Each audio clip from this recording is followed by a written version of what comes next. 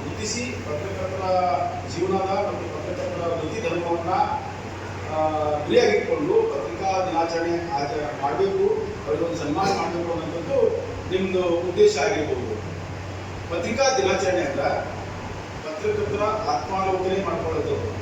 First of all ಪತ್ರಕರ್ತರು ಪ್ರತಿ ವರ್ಷ ಒಟ್ಟಿಗೆ ಇದಕ್ಕೆ ಬರೋಣ ಇದಕ್ಕೆಲ್ಲ ಸಂಸ್ಥೆಲ್ಲ ಪತ್ರಕರ್ತರು ಮಂಡ್ಯ ಇವು ಗಂಡುಗಳ ಮಂಡ್ಯ ತಲವಾರಗಳೆಲ್ಲ ಮಂಡ್ಯ ಹೊಸಗಳು ತಲವಾರ ಹರಿತ ಅಭಿವು ಪುಸ್ತಕದ ಪದ್ಧತಿಗಳು ಏನಿಲ್ಲ ಪ್ರತಿ ವರ್ಷ ರಿನ್ಯೂವಲ್ ಆಗುತ್ತೆ.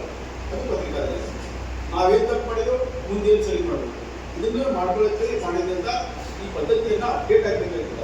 ನಾವು ಏರ್ ಟೆಕ್ನಾಲಜಿ ಒಳಗೆ ಬಂದು ಇವತ್ತು ಪತ್ರಿಕಾ ಧರ್ಮವನ್ನು ಉಳಿಸ್ಕೊಳ್ಳೋದು ಅಷ್ಟು ಈಸಿ ಅಲ್ಲ. ಪತ್ರಕರ್ತರು ನಿಷ್ಠುರವಾಗಿ ಮತ್ತು ನ್ಯಾಯಸಮ್ಮತವಾಗಿ ನೇರವಾಗಿ ಇದ್ದಂಥವರಿಗೆ ಯಾವುದೇ ಸಮಸ್ಯೆ ಇಲ್ಲ. ಪತ್ರಿಕೆ ಉಳಿದು ಹೋಯ್ತು ಯಾರು ಏನು ಕಷ್ಟ ಆಗಲ್ಲ.